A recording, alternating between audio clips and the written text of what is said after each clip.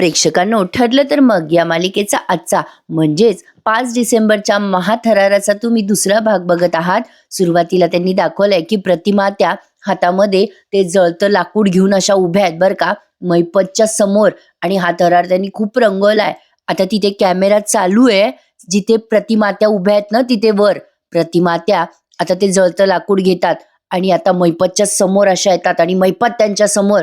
इथे मैपत प्रतिमात्याशी खूप वेळ बोलतो. प्रतिमात्या आता जेव्हा या मैपतकडे बघतात तेव्हा मैपत म्हणतो, अर जगण्यासाठी केवढी ती धडपड. प्रतिमाबाई, जिवंत राहण्याच्या बाबतीत तुझं नशीब लई बलवान आहे. नाही, एवढा मोठा ऍक्सिडेंट मी तुझा घडवून आणला तरी पण तू जिवंत राहिली. इथे मैपत शिखरेने त्याने केलेल्या कृत्याचा पूर्ण कबुली जबाब दिलाय. मैपत आता प्रतिमाला म्हणत असतो, 22 वर्षानंतर का होईना पण तू आता मरणार प्रतिमाबाई, माझ्याच हाताने मरणार. पुन्हा एकदा इथे अपघाताचा तो थरार त्यांनी रंगवलाय. ते करून प्रतिमात्याला ते आठवतं ना, ते आता इथे सायलीला पण ते आठवतंय. प्रतिमात्या मैपतला म्हणतात, तो अपघात तू घडवून आणला म्हणजे? मैपत म्हणतो, तुला काय वाटलं तो अपघात नुसता अपघात होता? नाही, तो अपघात मी घडवून आणला होता. तिकडे सायली सगळं ऐकते बरं का, झाडं आडून हे, आणि सायलीला पण तो अपघात आठवत असतो. आता हा मैपत म्हणतो प्रतिमात्याला, मला त्या रात्री तुला, तुझ्या पोरीला आणि तुझ्या नवऱ्याला तिघायला संपवायचं होतं. सायलीला आता तो लहानपणीचा अपघात आठवतोय. आता मैपत म्हणतो, मी त्यासाठीच त्या ड्रायव्हरला रात्रीतून मालामाल केला, पण त्या ड्रायव्हरनं काही त्याचं काम धड केलं नाही आणि तुम्ही सगळे वाचले. आता सायलीला पुन्हा पुन्हा तो अपघात आठवतोय, प्रतिमात्याला पण आठवतोय. हा थरार त्यांनी खूप वेळ रंगवलाय. मैपत पुढे सांगतो प्रतिमात्याला, तू जेव्हा गाडीतून कोसळली ना तेव्हा मी लांबनं पाहत होतो. तुझी पोरगी कुठं गेली ते मला कळलं नाही. गाडी जेव्हा उडाली तेव्हा तुझी पोरगी बाहेर फेकली गेली असणार. तुझा नवरा बेशुद्ध पडला होता. तू तुझ्या पोरीला वाचवायला बाहेर निघाली होती प्रतिमाबाई. मी तुला कसं काय जिवंत ठेवणार होतो? तुझं नशीब बघ, मी तिथेच होतो, पण तिथे मी तुला जळता लाकूड घेऊन मारलं. प्रतिमात्याला आता तो सीन पुन्हा आठवलाय. अरे बापरे, प्रेक्षकांनो, झोपेतही कोणी विचारलं तर आपल्यालाही हा सीन पाठ होणार आहे. मग आता मैपत म्हणतोय प्रतिमात्याला, तुला एवढं जळतं लाकूड मारलं तरी तू जिवंत राहिली. 20 वर्षानं जेव्हा तू परत आली ना प्रतिमाबाई, तेव्हा मला कळलं की तू जिवंत आहे. तू मेली नव्हतीस ग, फक्त तुझं थोबाड जळालं होतं. आता प्रतिमात्या म्हणतात, म्हणजे माझा चेहरा तू जाळलास? मैपत म्हणतो, मग काय करणार होतो मी? अगं, त्या टायमाला माझ्याकडे अशी बंदूक नव्हती ना, त्यामुळे मला जळतं लाकूड सापडलं, ते धरलं आणि हाणलं तुझ्या थोबाडावर. असं मैपत स्वतःच्या कर्माचा कबुली जबाब देतोय. पुढे म्हणतो कसा, नंतर मला तुमच्या त्या चेचलेल्या गाडीकडे पण जायचं होतं, पण तुझ्या नवऱ्याला मला पेटवायचं होतं ग, पण तुझा नवरा तो गायब झाला. अगं बघ, तुम्हा तिघांना मारण्यासाठी मी एवढा मोठा ऍक्सिडेंट घडवून आणला तरी तुम्ही सगळे वाचले. त्या टायमाला माझं बॅड लक खराब होतं, पण या टायमाला नाही हा बाई, या टायमाला नाही. आता तुझी पावती मीच फाडणार. असं म्हणून मैपतने ती बंदूक प्रतिमात्यावर ताणली आहे, म्हणजे असं धरली आहे समोर. आता या प्रतिमात्या फक्त सैताना असं म्हणून त्यांच्या हातातलं जळतं लाकूड त्या मैपतच्या समोर करतात. आता इथे त्यांनी हा थरार खूपच रंगवलाय बरं का पुढे प्रेक्षकांनो, म्हणजे आपली उत्कंठा शिगेला नेऊन पोहोचवली आहे. इकडे आता सगळा कॉन्सन्ट्रेशन जो आहे ना तो बाबू कालियावर आलाय. इकडे रविराज जेलमध्ये आहेत आणि मध्येच त्यांनी रविराजांचा एक छोटासा सीन घेतलाय. रविराज तिथले सगळे रेकॉर्ड पुन्हा तपासायला लागतात पोलीस स्टेशन मधले, आणि त्यांना असं कळतं की बाबूचं डेथ सर्टिफिकेट या रेकॉर्ड मध्ये नाहीच आहे. बरं, रविराजांना आता हे कळलंय बरं का प्रेक्षकांनो, की तो जो बाबू आहे ना तो जर आपल्या समोर मेला होता तर त्याचं डेथ सर्टिफिकेट या रेकॉर्ड मध्ये का नाहीये? मैपत जे बोलतोय ते सगळं त्या झाडावर असलेल्या कॅमेऱ्यामध्ये रेकॉर्ड होतंय. तिकडनं सायली सुद्धा अगदी याची देही याची डोहा सगळं ऐकते बरं का, की मैपत काय काय बोलतोय. आता या प्रतिमात्या मैपतवर अटॅक करत असतात तेव्हा इकडे मध्येच रविराजांचा सीन छोटासा घेतलाय त्यांनी. रविराजांना एवढं कळलंय की आता तो बाबू कालिया जिवंत आहे, त्याचं डेथ सर्टिफिकेट या रेकॉर्ड मध्ये नाहीये. असं कसं ते विचार करायला लागतात. आणि आता महासंगम होणारे प्रेक्षकांनो, एका म्हणजे नशीबवान आणि ठरलं तर मगचा, तेव्हा नाव धड एपिसोड लवकर येत नाहीत बरं का. आता त्या महासंगम मध्ये बाबू कालिया सायलीला दिसणार आहे. हा प्रोमो तुम्ही सोशल मीडियावर पाहिला असेल. आता पुन्हा प्रतिमात्याचा सीन घेतलाय. आता प्रतिमात्याला प्रश्न पडला ना की महिपतने हे सगळं का केलं. प्रतिमात्या त्याला आता जाब विचारतात बरं का. प्रतिमात्या ते जळतं लाकूड हातात घेऊन म्हणतात, सैताना का केलंस तू हे सगळं. तुला मी सोडणार नाही. तू मला त्यावेळेलाही मारू शकला नाही आणि आजही मारू शकणार नाहीये सैताना. म्हणूनच मी त्या अपघातातून वाचले. मी जेव्हा शुद्धीवर आले होते तेव्हा तन्वी तिथे नव्हती. मी तन्वीला वाचवण्यासाठी धडपड करत होते, तिला शोधत होते, धावत होते मी तिला वाचवण्यासाठी. मी तिला हाका मारायचा प्रयत्न करत होते, पण माझ्या कंठातनं आवाज फुटत नव्हता. मी धावले, अडखळले, ठेचकळले, पण माझ्या कंठातून आवाज फुटत नव्हता. तेव्हा तू तू माझ्या समोर आला होता सैताना. पुन्हा एकदा इथे मागचा अपघात दाखवलाय आपल्याला. महिपत बंदूक धरून समोर उभा आहे प्रतिमात्याच्या. प्रतिमात्या म्हणतात, मी तुझ्याकडे मदत मागितली होती सैताना आणि तू तू काय केलंस. आता प्रतिमात्याला महिपतने मारलं. हा पुन्हा पुन्हा सीन प्रतिमात्याला आठवतोय. प्रतिमात्या ते आठवून म्हणतात, का का केलंस सैताना. अरे आमची आणि तुझी ओळख सुद्धा नव्हती धड. मग कसला राग काढलास, कसला सूड काढलास रे. आता महिपत सांगतो बर का. आता प्रतिमात्या म्हणतात, का आमच्या अख्ख्या कुटुंबाला संपवायला निघाला होतास का. महिपत म्हणतो, ओ बाई आता काय तुम्हाला माझं सगळं सिक्रेट सांगू का. बरं चल सांगतो प्रतिमाबाई. तसंही 2 मिनिटात तू आता ढगात जाणार आहे. ते सिक्रेट तुझ्यासोबतच ढगात चाललं जाईल. चल सांगतो आता. आता हा महिपत नागराजचं नाव घेणार असतो बरं का. म्हणतो कसा, अरे तुम्हा तिघांनाही मला संपवायचं होतं. कारण मला आता महिपत पुढे काही बोलणार तेवढ्यात आलाय तिकडनं महिपतचा तो जिपरा गुंड. सायलीने आता ते जळतं लाकूड घेतलं हातात. सायली पटकन बाहेर येते बरं का. कळतच नाही आपल्याला कशी आणि कुठून बाहेर आली. आता सायलीने ते जळतं लाकूड त्या गुंडासमोर धरलाय. तिकडनं तो गुंडही या सायली समोर बंदूक धरतोय. तिकडनं महिपतने बंदूक धरली आहे. अगदी विदिन अ सेकंड आपल्याला काहीच कळणार नाही काय चाललंय बरं का. म्हणजे सगळे एकमेकांकडे नुसते बघत असतात. तिकडनं अर्जुन पण आलाय बरं का. आता या ठिकाणी अर्जुनने खूपच तटस्थ भूमिका घेतली आहे. अर्जुन मागून हे सगळं फक्त बघतोय.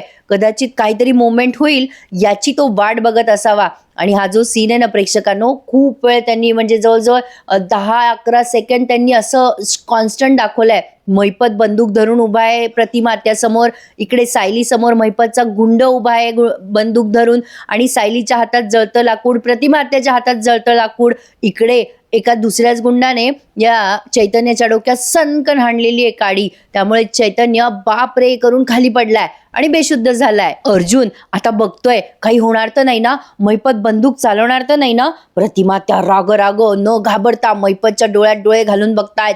महिपत प्रतिमात्याकडे बघतोय आणि बंदूक आता कुठल्याही क्षणी चालणार. आणि काही सेकंड बरं का प्रेक्षकांनो, काही सेकंड त्यांनी खूप ते डंचिक लावलंय बरं का. सगळे एकमेकांकडे बघतात. आता काय होईल, मग काय होईल, कोण बंदुकीची गोळी चालवेल असं आपल्याला वाटायला लागतं. त्याच वेळेला ठा करून आवाज येतो बरं का बंदुकीचा आणि सायली डोळे लावते. सायलीला वाटतं गेल्या आता प्रतिमात्या. असं नाही म्हणत मी, पण आता बंदुकीचा आवाज कुठून आला ते काही समजलंच नाही. आणि मग कळतं की तिथे पोलीस आलेत. मग महिपतने त्याची बंदूक केली खाली. पोलीस म्हणतात, महिपत शिखरे तुम्हाला आम्ही घेरलंय, तुमची बंदूक खाली टाका.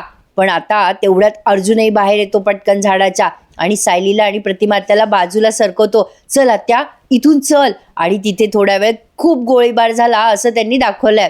म्हणजे महिपतचे गुंड आणि महिपत लगेच झाडामागे लपतात. पोलीस महिपतवर वार करायचा प्रयत्न करतात. महिपत पोलिसांवर वार करतोय. अख्खाच्या अख्खा महिपत एक्सपोज झालाय बरं का प्रेक्षकांनो. पण महिपत जर एक्सपोज झाला तर तो नागराजला काही सोडणार नाही, हे 113% खरं आहे. आता पुढे तुम्हाला काय सांगू, महिपत आणि आता पोलीस या सगळ्यांमध्ये खूप वेळ चकमक होते बरं का बंदुकीची. म्हणजे इकडनं हा गोळ्या चालवतोय, तिकडनं पोलीस चालवत आहे. आणि काही काळानंतर महिपतचे गुंड महिपतला तिथून घेऊन जातात. महिपत एका ट्रकमध्ये बसून सुखरूप पसार होतो. इकडे अर्जुन आणि इन्स्पेक्टर सावंत बोलताना दाखवले. त्या बंदुकीच्या गोळीचे आवाज आहे ना, असं वाटत होतं दिवाळीला कोणीतरी बॉम्ब पेटवतं ना तसले आवाज होते. ठा ठा ठा. महिपत पळाला बरं का प्रेक्षकांनो. इन्स्पेक्टर सावंत म्हणत असतात की तुम्ही आता इथून निघा. मी माझ्या बाकीच्या कॉन्स्टेबलला महिपतच्या मागे पाठवलंय. मी पण दुसऱ्या बाजूने जाऊन त्याला ट्रॅप करतो. अर्जुन म्हणतो, सायली तू आत्याला घेऊन जा घरी. सायली म्हणते, पण तुम्ही. अर्जुन म्हणतो, मला काही होणार नाही, तू जा घरी, मी पण येतोच. आता सायली म्हणते, काळजी घ्या हं आणि मला कळवा. आता प्रतिमात्या म्हणतात, हे बघ अर्जुन, त्या महिपतला पकडण्यासाठी तुझा जीव नको धोक्यात घालू हा बेटा. अर्जुन म्हणतो, "नाही आत्या, मला काही होणार नाही, पण तुम्ही आता घरी पोहोचा. सायली आपल्या घरी घेऊन जा आत्याला, मी पण पोहोचतोच." आता अर्जुन आणि इन्स्पेक्टर सावंत मैपतला शोधतात बहुतेक खूप वेळ तिथे, पण आता पहाट होत आली आहे बरं का प्रेक्षकांनो. मध्येच आता रविराजांचा सीन त्यांनी दाखवलाय. रविराज तिथल्या कॉन्स्टेबलला आवाज देत म्हणतात, "काय रे, आणखीन कुठल्या फाईल तुम्हाला द्यायचं विसरलायस का?" ते कॉन्स्टेबल म्हणतात, "नाही, मी सगळ्या फाईल दिल्या तुम्हाला." रविराज विचार करतात, या रेकॉर्ड्समध्ये बाबूचं डेथ सर्टिफिकेट नाहीये, कोणीतरी रेकॉर्ड गायब केलेत वाटतं. तेवढ्यात रविराजांना अर्जुनचा फोन येतो. अर्जुनला विचारतात ते, बाबा अर्जुन, अरे काय परिस्थिती आहे तिकडे, ठीक आहे ना सगळं? प्रतिमा कशी आहे?" अर्जुन म्हणतो, "हो हो सीनियर, सगळे ठीक आहोत आम्ही, प्रतिमा आत्या पण ठीक आहे." रविराज म्हणतात, "आणि कुठे आहात रे?" अर्जुन म्हणतो, "हो आम्ही सगळे ठीक आहोत, पण ना." आता रविराज म्हणतात, "पण काय? ए बाबा गप्प का झालास अर्जुन, बोल काय झालं?" अर्जुन म्हणतो, "यार सीनियर, मैपत निसटला रे." रविराज म्हणतात, "मैपत निसटला? हे कसं झालं?" अर्जुन म्हणतो, "सीनियर तुला भेटून सगळं सांगतो. इन्स्पेक्टर सावंत आणि मी त्याला शोधतोय. हे बघ, सायली आणि प्रतिमा त्या आमच्या घरी गेलेत, तुम्ही तिकडे जा, मी न येतोच घरी." असं म्हणून अर्जुनने फोन ठेवलाय. आता रविराज त्या कॉन्स्टेबलला म्हणतात, "कदम त्या फाईल ठेवून द्या हं." आणि रविराज आता प्रतिमा त्याच्या माहेरी जायला निघाले. तिकडे अर्जुन चैतन्य चैतन्य करत आलाय चैतन्यकडे.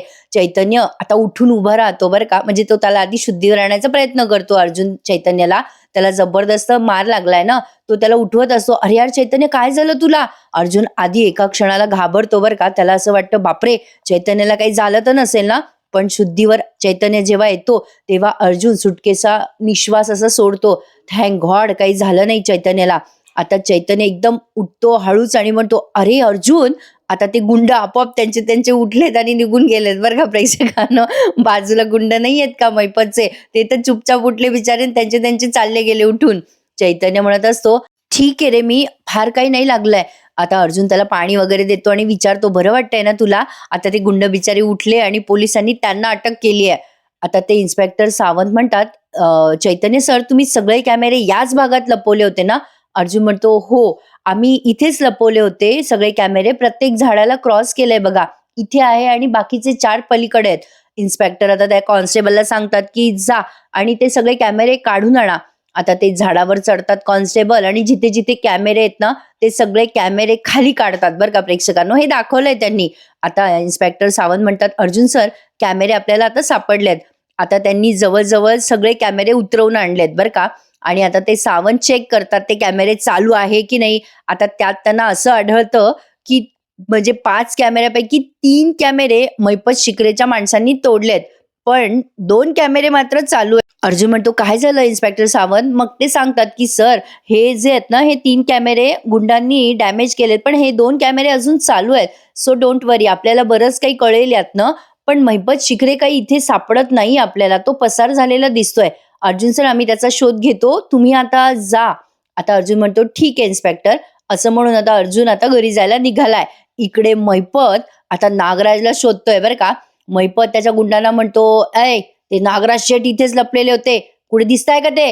गुंड म्हणतात, "साहेब तुम्ही जा इथून लवकर, आम्ही बघतो त्यांना, तुम्ही आधी इथून निघा." आता एक भला मोठा ट्रक आलाय बरं का, आणि तो त्यात मैपत बसलाय आणि त्याच्या गुंडांना म्हणतोय, "तुम्ही पण इथे नका थांबू, चला लवकर निसटा."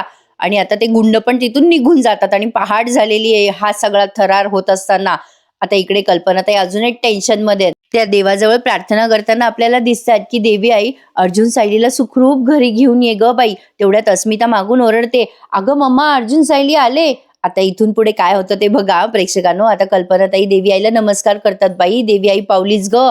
आता या प्रतिमा त्याचा चेहरा खूप गळून गेलेला आहे. रात्रभर इतक्या त्या फुल जोशमध्ये होत्या, आता त्या गळून गेल्यात बरं का. प्रताप आता रविराजांना आणि प्रतिमा त्याला बघून आश्चर्यचकित होतात आणि म्हणतात, "बापरे, अरे रविराज, प्रतिमा, तुम्ही एवढ्या सकाळी इथे?" आता कल्पनाताई म्हणतात, "काय ग बाई सायली, अगं अर्जुन कुठे? अगं कुठे होतीस तू?"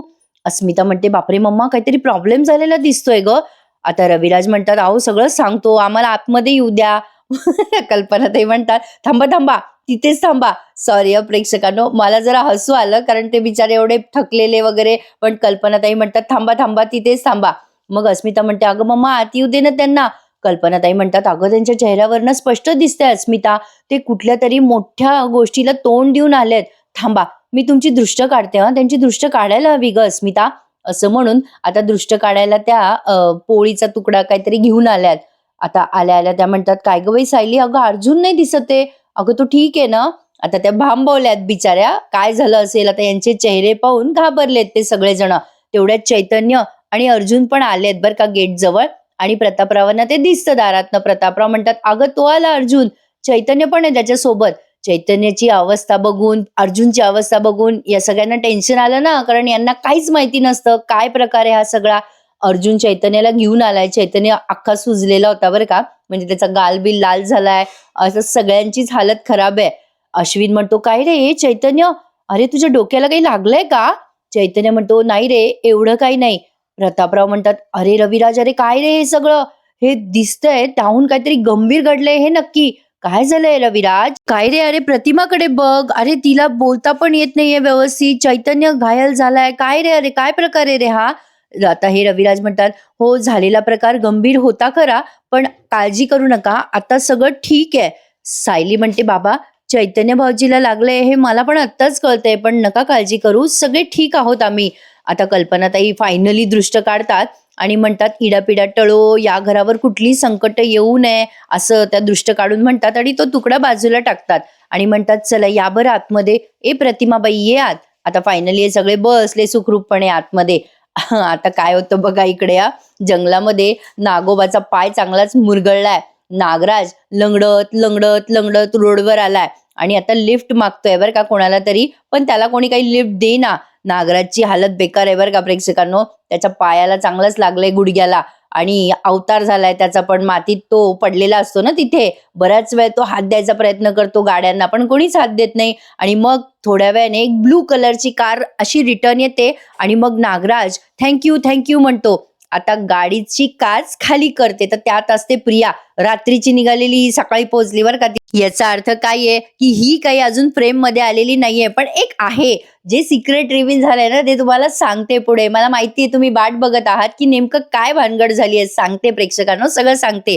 प्रिया आता गाडीची काच खाली करते आणि नागराज थँक्यू थँक्यू म्हणणार. तेवढ्यात प्रिया म्हणते, काका तुम्हाला मदतीची गरज पडेल तेव्हा पुतणीच येणार ना. आता नागराज म्हणतो, ते दार उघड आधी, मला इथे उभं राहता येत नाहीये.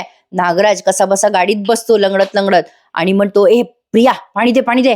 नागराजला पाणी देते प्रिया बॉटल मधलं आणि म्हणते, घ्या, पण तुमच्या पायाला काय लागलंय, काय झालं तुम्हाला? मग नागराज पाणी पिता पिताच म्हणतो, मुरगळलाय ग बाई, चल आधी इथून लवकर चल. प्रिया म्हणते, काय झालं काय अचानक? रात्री तर टेकात बोलत होता माझ्याशी, रात्रीतून काय घडलं असं, ही अवस्था झाली तुमची?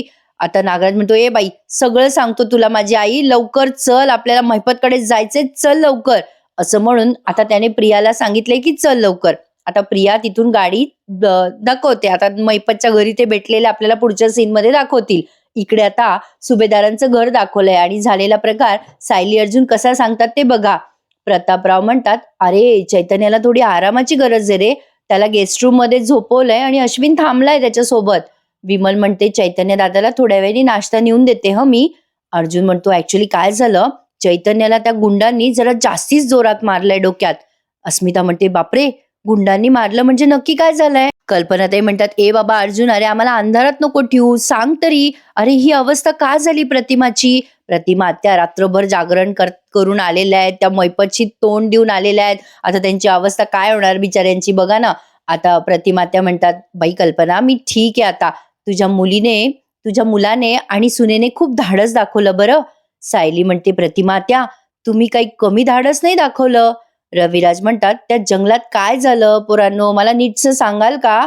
प्रतापराव म्हणतात, बापरे जंगलात, कुठल्या जंगलात? तर आता ना प्रेक्षकांनो, अर्जुनने झालेला सगळा भूतकाळ सांगितलाय, म्हणजे याची सुरुवात कधी झाली, कुठून झाली, हे सगळं अर्जुन सांगतो. म्हणजे तो फक्त आता असे ओठ हलवतोय आणि जे जे काही तो सांगतोय ना, ते आपल्याला पुन्हा एकदा व्हिज्युअलाइज करून दिलंय, सगळं बॅक दाखवलंय. म्हणजे त्या मैनावती आणि सदाशिवने घरी आल्यावर काय काय कांड केलं आणि तो भिंतीवरचा फोटो अर्जुनने बघितला आणि सगळे धागेदोरे महिपतकडे कसे जुळले गेले, हे सगळं अर्जुन आता एक्सप्लेन करतोय प्रतापरावांना, या कल्पनाताईंना.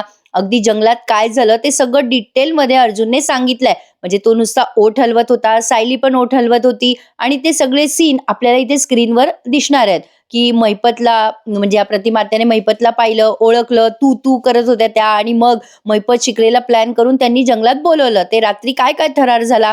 आता हा थरार रविराजांना पण कळलाय की काय काय तमाशा झाला बाबा, काय काय नाही. आता हे सगळं ऐकून हे हादरले ना बिचारे, की हे सगळं अकल्पनीय आहे.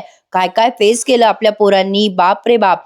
आता प्रतिमात्याने सांगितलंय की नाही हे नाही कळलं बरं का, की महिपतनेच तो अपघात घडवून आणला. आता प्रतिमात्या सगळं ते समजावून घेऊन, ते समजून त्यांना कळलंय की यामागे महिपत शिकरेचे, सायलीला पण कळलंय.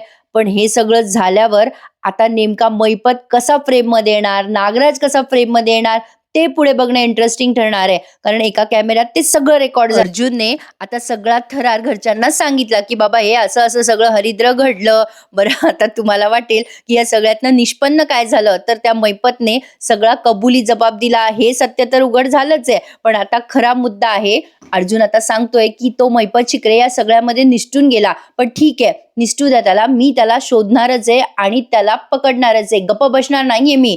अर्जुन आता महिपतच्या हात धुवून मागे लागणार आहे. पण आता प्रेक्षकांनो, खरा मुद्दा काय आहे, की सायलीच खरी तन्वी आहे. म्हणजे ही तन्वी यांच्या घरातच आहे. म्हणजे शक्तिमानी गंगाधर आहे आणि गंगाधरी शक्तिमान आहे. हा खरा मुद्दा आहे. म्हणजे सायली खरी तन्वी आहे हे कसं कळणार? आता इथे त्यांनी आजचा एपिसोड संपवला. आता सायली पुढच्या भागात अर्जुनला बोलताना दिसते. ती म्हणते, प्रतिमात्याच्या हिमतीचं कौतुक करत असते सायली आणि अर्जुनला सांगत असते, की प्रतिमात्याने ते जळतं लाकूड हातात घेतलं, केवढी हिंमत दाखवली आणि तेही कुठे, जिथे त्यांच्यासोबत ही गोष्ट पूर्वी घडून गेली. पण हे सगळं होत असताना महिपत जेव्हा कबुली जबाब देत होता, तेव्हा मला का त्रास होत होता? म्हणजे आपण प्रतिमात्या आणि रविराजांचा भूतकाळ शोधतोय. मग या सगळ्याचा माझ्याशी काय संबंध आहे? आता सायली हे अर्जुनला सांगते. पण आता फक्त अर्जुनने तिला हे म्हणू नये, की जाऊ दे बायको, नको एवढा विचार करू, तुला रात्री जागरण केल्यामुळे त्रास होतोय. हे उत्तर जर आलं ना प्रेक्षकांनो, तर आपले अंदाज 113% खरे असतात. असो, काय म्हणायचंय आता या सगळ्या रिव्ह्यूवर हे तुम्ही. थरार त्यांनी छान दाखवला प्रेक्षकांनो. फायनली महिपत एक एक्सपोज झालाय ना, आता हळूहळू सगळ्या गोष्टी आपोआप उलगडतील. सायलीला आता तिचा भूतकाळ आठवायला लागलाय. पण आता फक्त अर्जुनला ते तुळशीपत्र दिसावं सायलीच्या पायावर, हीच काय ती अपेक्षा आहे. म्हणजे एवढ्या दिवसापासून हा सायली सोबत राहतोय, पण त्याला काही तुळशीपत्र दिसलं नाहीये. खरा मुद्दा आलाय ना प्रेक्षकांनो समोर. गंगाधरी शक्तिमान आहे, म्हणजे सायलीच खरी तन्वी आहे. आता ते फक्त रिव्हील होऊ द्या म्हणजे झालं. बघूयात आता पुढे काय काय घडतंय. पण छान होता सगळा थरार आणि या सगळ्या कलाकारांनी तो अगदी सुंदर पद्धतीने वठवला. कालच्या तुमच्या कमेंट्स बद्दल खूप खूप थँक्यू. चला तर मंडळी, भेटूयात आता उद्याच्या भागामध्ये. आजचा रिव्ह्यू तुम्हाला कसा वाटला नक्की सांगा. धन्यवाद.